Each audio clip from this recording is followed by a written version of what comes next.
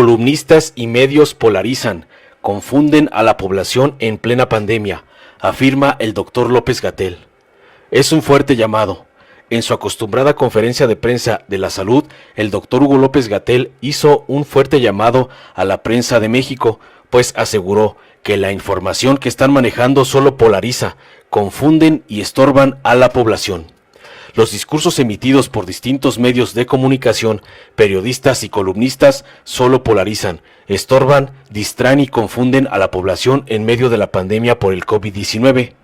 Por lo que el doctor indicó que para que la sociedad mexicana cumpla con las medidas necesarias para evitar la propagación de contagios por COVID-19, es necesario que reciban información fidedigna y clara y no datos inútiles y estorbosos, pues eso no ayuda a cuidarnos unos a otros. El epidemiólogo destacó que es impresionante ver los discursos de algunos medios que se han distorsionado de tal forma que resulta estorboso confundir a la audiencia. Hay columnistas y comunicadores que se la pasan diciendo que México es el único país que no hace pruebas para detectar el virus, cuando es el gobierno federal el que otorga el dinero y los kits de diagnóstico a los 32 laboratorios estatales de salud pública. Es importante que dejemos el discurso de polarización. Los 35,000 muertos no dependen de una sola persona, ni de un solo nivel de gobierno. Tenemos 3 órdenes de gobierno y 3 órdenes sociales, el público, el privado y el social, así como el gobierno, territorio y población. Debemos centrarnos en las normas de higiene para protegernos. Por último, explicó que durante la pandemia habrá escenas dramáticas y que la información falsa que se brinda no ayuda en nada. Lo que necesitamos es unirnos todos, pues estamos a mitad de la pandemia. Necesitamos sumar esfuerzos, dijo contundente el doctor López-Gatell. Informó Mr. Politicón. Nos vemos en el próximo video. Ahora presentaré yo el informe técnico y quiero anticipar cuál es el sentido de este informe técnico. En una frase, el mensaje es de preocupación por lo que está ocurriendo en el nivel subnacional y la situación que se verifica en algunos casos, que ya habíamos alertado desde el inicio, el riesgo de que conforme ocurra el desconfinamiento, la apertura, se haga demasiado rápido, que no se cuide el orden, que no se cumplan las medidas de seguridad sanitaria, que no se conserve la sana distancia, que no se involucre suficientemente a la población, que haya barreras de comunicación entre el gobierno local y la población, y me refiero al gobierno tanto del Estado como de los municipios, y que entonces la reapertura sea acelerada, no se cuiden los límites contemplados en los semáforos y haya contagios. Y entonces repunte la epidemia localmente. Y eso es exactamente con lo que vamos a empezar. Me voy a levantar y voy a aprovechar para comentar algo que hoy me pareció importante de traer aquí, que son, bueno, el contexto es, llevamos 40 días desde este proceso de la denominada nueva normalidad, y como hemos comentado, la nueva normalidad no es la antigua normalidad, no es regresar a lo de siempre, no es hacer las cosas como siempre las hemos hecho. Estamos en medio de una epidemia, estamos en la parte más alta de una epidemia de COVID-19. En el mundo entero existe esta epidemia, es una pandemia, y en la región de América, en el continente americano, se encuentra la enorme mayoría de la epidemia, y México es parte del continente americano. No nos podemos sustraer a esa realidad. La nueva normalidad, lo que implica es la conciencia de que tenemos que cuidar todos los días, todas las horas del día, lo que hacemos, cómo lo hacemos, dónde lo hacemos. Y tenemos que incorporar a nuestra vida diaria los cuidados indispensables, que son relativamente básicos, para lograr que no nos contagiemos y no contagiemos a otras personas. Esto es una responsabilidad individual de cada persona, porque no se puede obligar a cada persona a que guarde la sana distancia, a que no salga a la vía pública cuando no tiene una actividad indispensable, a que si tiene síntomas de alguna enfermedad, en particular la que es compatible con COVID, se quede en casa, a que proteja el estornudo y no estornude sobre las manos, a que no se saluden de beso, de brazo y de mano. Eso es, al final del día, una decisión que todos y cada uno de los ciudadanos y ciudadanas tienen que tomar todos los días. Todos los días. Es también una responsabilidad del nivel local de gobierno, de los municipios, que aseguren que los espacios públicos que no deben estar abiertos, porque el semáforo de riesgo indica que no es procedente, que es riesgoso, que concurra a las personas en demasiada cantidad del espacio público, deben permanecer cerrados. Es responsabilidad también de los propios gobiernos municipales, porque muchas de las decisiones administrativas que regulan la actividad comercial, la actividad económica, son locales. La apertura de los establecimientos comerciales, la apertura de las actividades económicas productivas. Pero es también una responsabilidad de los gobiernos estatales, porque algunas disposiciones son estatales. Y los gobiernos estatales saben perfectamente qué empresas abrieron y si abrieron o no cuando les correspondía. Y en caso de que sí les correspondiera y abrieron, qué medidas deben seguir, que han sido estipuladas clara y precisamente por los lineamientos de seguridad sanitaria en el espacio de trabajo. Es también una responsabilidad de las autoridades estatales, porque estas autoridades son autoridades sanitarias. Y las reconversiones hospitalarias se instruyeron por acuerdo del Consejo de Salubridad General desde el mes de marzo. Y se instruyó a que se procediera de manera expedita, utilizando los lineamientos técnicos que proveyó el gobierno federal para que se hicieran reconversiones hospitalarias. Y no se han logrado las reconversiones en todos los casos. Y obviamente esto limita la capacidad de atención en el nivel local.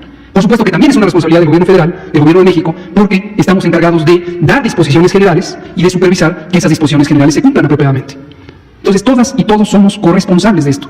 Todos y todas estamos en el mismo territorio y vivimos en el mismo Estado nacional. Y a todos y a todas nos corresponde cuidarnos a nosotros mismos, a nuestros cercanos y a toda la población. Entonces, es extremadamente importante que dejemos ya este discurso de ataque, de polarización, de centrar. Ahí está lo que está ocurriendo en los 35,000 muertos. No dependen de una persona, no dependen de un nivel de gobierno. En México tenemos 3 órdenes de gobierno y todas y todos tenemos 3 elementos de los sectores de la población, público, privado y social. Y tenemos a la sociedad en su conjunto, los componentes del Estado nacional, el gobierno, el territorio y la población. Todos y todas tenemos que emprender una acción y centrarnos en lo que tenemos que centrarnos, que es protegernos unos a otros. Eso es impresionante, cómo el discurso se ha distorsionado a un tema absolutamente inútil, estorboso, que nos está afectando a todas y todos. Es muy importante que lo tomemos en cuenta. Vamos a entrar en materia y lo vamos a ver. Y voy a empezar relatando que hoy, en la conferencia de prensa diaria de la Organización Mundial de la Salud en Ginebra, Suiza, durante la ronda de preguntas, concretamente en el minuto 50, y les recomiendo que vean la conferencia de prensa, una compañera periodista mexicana preguntó, lo cual me parece muy adecuado, al doctor Michael Ryan, que es uno de los voceros, el director de emergencias, ¿cuál es el pronóstico para México?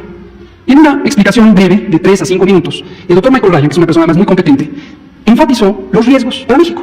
Ciertamente dijo, igual que cualquier otro país, porque son los riesgos que enfrenta cualquier otro país. Pero destacó algunas cosas que me interesa comentar con todas y todos ustedes. Habló de la importancia de tener un desconfinamiento ordenado, progresivo y lento.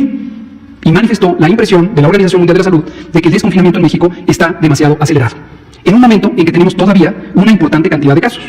Y aquí hemos dicho una y otra vez que hay 2 variables que determinan el riesgo de rebrote: la cantidad de personas que salen al espacio público y la movilidad que tienen esas personas en el espacio público. Así que estamos advertidos, lo hemos dado desde el principio. Lo segundo que destacó el doctor Ryan es una vigilancia epidemiológica débil. Y quiero recordarles cómo funciona el Sistema Nacional de Vigilancia Epidemiológica. La información que se presenta aquí no se genera en una oficina del Gobierno de México. No se genera ahí. Se genera en cada rincón del país. El Sistema de Vigilancia Epidemiológica de México es un sistema federalizado. Tenemos 32 entidades federativas con 32 autoridades sanitarias. Y cada una de esas 32 autoridades sanitarias es responsable de coordinar a su nivel técnico operativo en algo que se llama las jurisdicciones sanitarias. Y en esas jurisdicciones sanitarias son responsables de vigilar el cumplimiento de procedimientos de notificación de la vigilancia epidemiológica. Y ocurren 26,000 unidades de salud, mayormente públicas.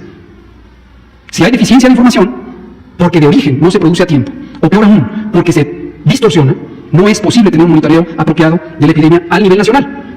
Sin olvidar que además al nivel estatal se tiene que hacer un monitoreo continuo de la epidemia. Hemos presentado aquí en innumerables ocasiones que la mayoría, o prácticamente todas las entidades federativas, tienen un rezago de diagnóstico. Presentábamos aquí una gráfica roja y amarilla, recordarán, donde entidad por entidad mostrábamos cuántos casos confirmados había y cuántos casos que estaban en amarillo estaban pendientes de confirmación. Pasan semanas y semanas y la mayoría, prácticamente todos los estados, tienen un rezago superior al doble en confirmaciones. Ha sido un motivo de comentario, de controversia, de polarización pública, la idea de pruebas, pruebas, pruebas.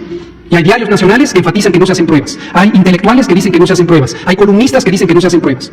Tenemos la mitad de la realidad, porque no se terminan de hacer las pruebas, porque no se completa el proceso de notificación de las pruebas ya realizadas, y porque se está distrayendo la atención en hacer pruebas, y esto es en el nivel local, en hacer pruebas sin tener un criterio claro, correspondiente con los lineamientos nacionales de vigilancia epidemiológica. Y volvemos a lo mismo, lo estorboso que resulta confundir a la audiencia con un discurso de que México es el único país que no hace suficientes pruebas. Estamos esperando a que se completen las pruebas. ¿De dónde viene el dinero para hacer esas pruebas? Del gobierno federal. El gobierno de México transfiere los kits diagnósticos a los 31 laboratorios estatales de salud pública. A través del INSABI se han adquirido y se transfieren estos laboratorios. Los usa también el INRE, el Laboratorio Nacional, y se transfiere también a los institutos nacionales de salud que participan en el diagnóstico. El presupuesto del Instituto Mexicano del Seguro Social, institución nacional, se utiliza para hacer diagnósticos en los estados. Entonces, no cambiemos el discurso a algo estorboso. Pruebas, pruebas, pruebas. Lo que necesitamos es que se complete lo básico de las pruebas. La vigilancia epidemiológica, detectar, poner en aislamiento al caso sospechoso, rastrear a sus contactos, ponerlos a todos ellos en aislamiento, requiere operaciones locales. Locales. No es que hay una cuadrilla de personal federal que se distribuye por todo el país para ir a perseguir los casos y los contactos. No. Reitero, desde 1997, la Secretaría de Salud se descentralizó.